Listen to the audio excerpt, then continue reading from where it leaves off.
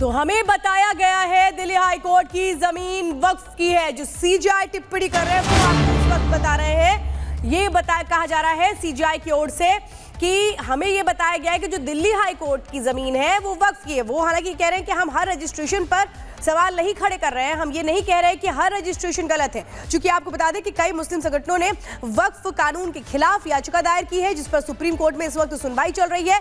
Supreme court में जो CGI है, चीफ जस्टिस ऑफ इंडिया, वो ये कह रहे हैं कि जो उनको बताया गया है वो ये भी बताया गया है कि जो दिल्ली हाई कोर्ट की जमीन है वो वक्फ की है। हमारे साथ इस वक्त हमारी सहयोगी मीनाक्षी सीधे सुप्रीम कोर्ट जुड़ी हुई है। मीनाक्षी, काफी महत्वपूर्ण बात यहाँ पर कही गई है सुप्रीम कोर्ट में। जो सीजीआई इस बात को कह रहे हैं कि उनको ये बताया गया कि हाई कोर्ट की जमीन भी वक्फ की है, लेकिन साथ ही साथ वो कह रहे हैं कि हर रजिस्ट्रेशन पर सवाल नहीं कर रहे हैं।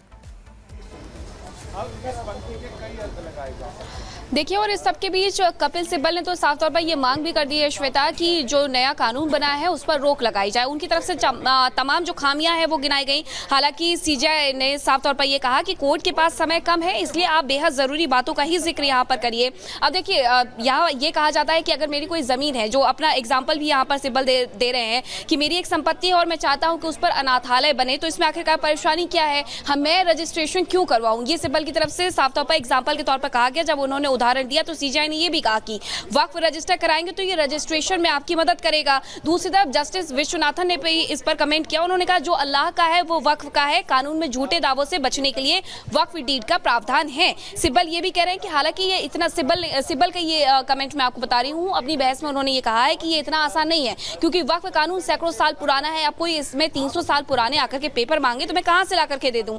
ये जो तमाम जिक्र हैं ये करते हुए उन्होंने यहाँ तक कह दिया है कि इस कानून पर रोक लगाई जाए, ये पूरी तरीके से निराधार है।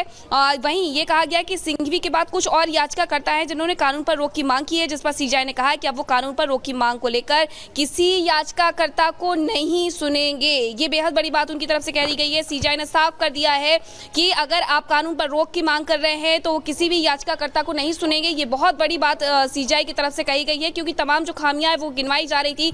सिब्बल ने सबसे पहले इसकी शुरुआत इसी से की थी, आर्टिकल 26 को लेकर के, और उन्होंने कहा था देखिए सबसे बड़ा दर्द और दुख यही है कि जो पूरा बोर्ड है उस बोर्ड में आप बात कर रहे हैं, उस कानून में आप बात कर रहे हैं कि आप गैर मुस्लिमों को भी जगह देंगे। अब इसी को लेकर के सबसे ज्यादा जो दर्द है वो देखने को मिल रहा है। संवैधानिकता पर सवाल भी उठ रहे हैं। बेहद महत्वपूर्ण बात है कि जब अभिषेक मनु सिंघवी और कई याचिकाकर्ताओं ने याचिका दी है कि वक्फ कानून पर रोक लगाया जाए, तो इस पर सीजीआई ने कहा है कि अब वो कानून पर रोक की मांग को लेकर किसी याचिकाकर्ता को नहीं सुनेंगे। ये बहुत महत्वपूर्ण टिप्पणी है जो सुप्रीम कोर्ट की ओर से की गई है। ये सीजीआई संजीव खन्ना कह रहे हैं, ये अभी की बिल्कुल इसी बात का जिक्र मैं कर भी रही थी श्वेता कि ये बहुत बड़ी बात है, बिग ब्रेकिंग है ये कहीं ना कहीं, कि जो कहा गया है कोर्ट की तरफ से, उन्होंने सीजीआई ने स्पष्ट कर दिया, क्योंकि 73 याचिकाएं लगाई गई हैं जो ये कह रही हैं कि ये कानून संवैधानिक नहीं है, संवैधानिकता पर सवाल खड़े किए गए हैं, और सीजीआई ने कह दिया कि अब वो कानून पर रोक की मांग को नहीं सुनने वाले हैं। ऐसी किसी भी याचिकाकर्ता को नहीं सुनेंगे। अगर कोई याचिका है, अगर कोई आपको दिक्कत है, आप उस पर बात कर सकते हैं, लेकिन अगर आप ये मांग कर रहे हैं कि कानून पर रोक लगा दी जाए तो याचिकाकर्ता की इस याचिका को ना तो सुना जाएगा और ना ही माना जाएगा। जो सबसे दो बड़ी बात है उन बातों का जिक्र मैं लगातार कर रही हूं। देखिए, यहाँ पर सिर्फ मुद्दा ये है कि उसमें जो गैर मुस्लिमों को एंट्री दी गई है वो क्यों दी गई है। दूसरा ये कि अगर मेरी जमीन है, मैं किसी को भी दान करूं तो मैं उसका पेपर क्यों लेकर के आऊं, ताकि आप आने वाले वक्त में ये दावा कर सके कि ये जमीन वक्फ की है, जैसा सीजीआई की तरफ से ये कहा गया। आपके पास आगे भी अपडेट लेते रहेंगे, कोर्ट की ओर से क्या टिप्पणी की जा रही है, क्या कहा जा रहा है, हर अपडेट लगातार हम पहुंचा रहे हैं। लेकिन बता दें आपको कि सुप्रीम कोर्ट में सुनवाई हो रही है, 70 से ज्यादा याचिकाएं इस मामले में लगाई गई हैं। लगातार अपडेट आप तक पहुंचा रहे हैं। सीजीआई ने साफ कहा है कि हमें यह बताया गया है कि दिल्ली हाईकोर्ट की जमीन भी वक्फ की है। पिछले दिनों वक्फ की ओर से कई दावे सामने आए थे। मीनाक्षी लगातार हमारे साथ जुड़ी, वापस उनके पास जाएंगे, लेकिन अपडेट पहले आपको बता दें कि आज सीजीआई की ओर से क्या कहा गया है। सीजीआई ने कहा है कि हमें बताया गया है कि दिल्ली हाईकोर्ट की जमीन भी वक्फ की है। हम ये नहीं कह रहे कि रजिस्ट्रेशन गलत है, लेकिन हर चीज पर दावे करना सही नहीं है। एक और बड़ी खबर श्वेता,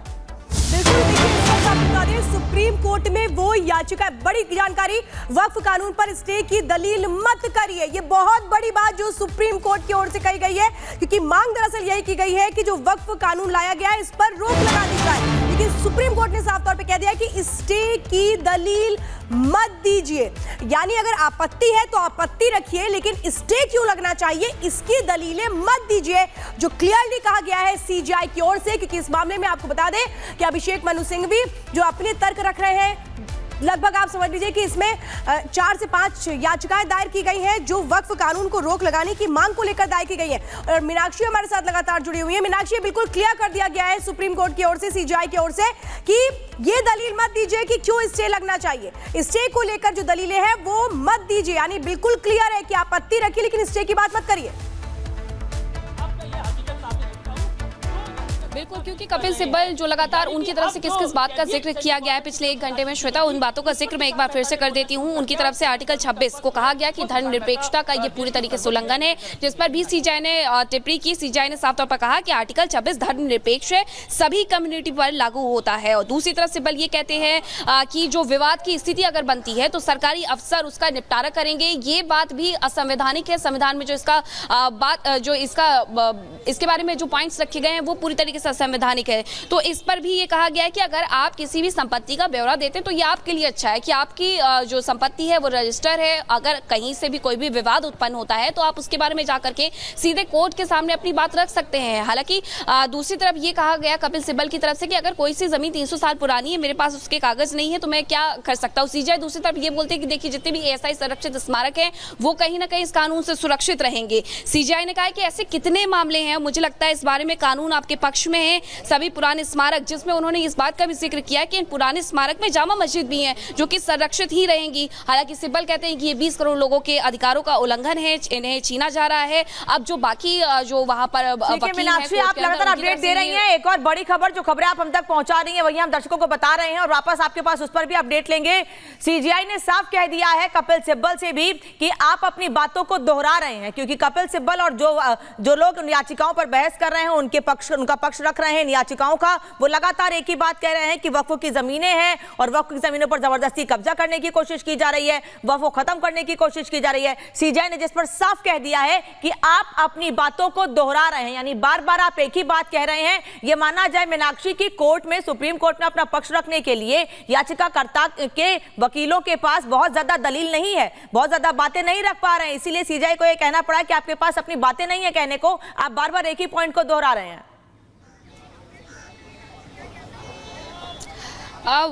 यही बात मैं अनामिका कर रही हूँ कि इस पूरे जो याचिकाएं हैं, जितनी भी याचिकाएं लगाई गई हैं, उसके सिर्फ 2 ही मुद्दे हैं। पहला मुद्दा ये है कि आखिरकार इसमें गैर मुस्लिमों को क्यों शामिल किया जा रहा है। दूसरा मुद्दा ये है कि मेरी ज़मीन है, मैं कहीं से भी किसी को भी दान करूँ, मैं उसके बारे में सरकारी पेपर क्यों लेकर के आऊँ। देखिए, जब कानून बन रहा था तब आपको भी याद होगा कि तमाम लोगों की तरफ से ये शिकायतें की गई थी कि उनकी ज़मीनों पर वक्फ ने दावा कर दिया है। हालांकि उनकी वो पैतृक ज़मीन है लेकिन वक्फ कह रहा है उनकी ज़मीन है। इस बात को ध्यान रखते हुए कानून जब बनाया गया था तो इसका बेहद ख्याल रखा था और इस बात का जिक्र संविधान के अंदर, यानी कि संसद के अंदर भी किया गया था। संसद के अंदर, लोकसभा में से लेकर के राज्यसभा तक में इसका जिक्र किया गया था कि पैतृक जमीनों को, गांव की जमीनों को अपना बताते हुए वक्फ ने दावा किया था। ऐसे तमाम लोग हैं जो कि परेशान हैं और उनके अधिकारों को भी हमें सुरक्षित और संरक्षित करना पड़ेगा। यही बात को आज फिर से मुद्दा बनाया जा रहा है कि अगर मेरी जमीन है, 300 साल पुरानी जमीन है, तो मैं कागज कहां से लेकर के आऊं। दूसरा इस बात को मुद्दा बनाया जा रहा है कि अगर एक बोर्ड में 22 मुस्लिम है तो अब उसमें से 10 हिंदू रखने पड़ेंगे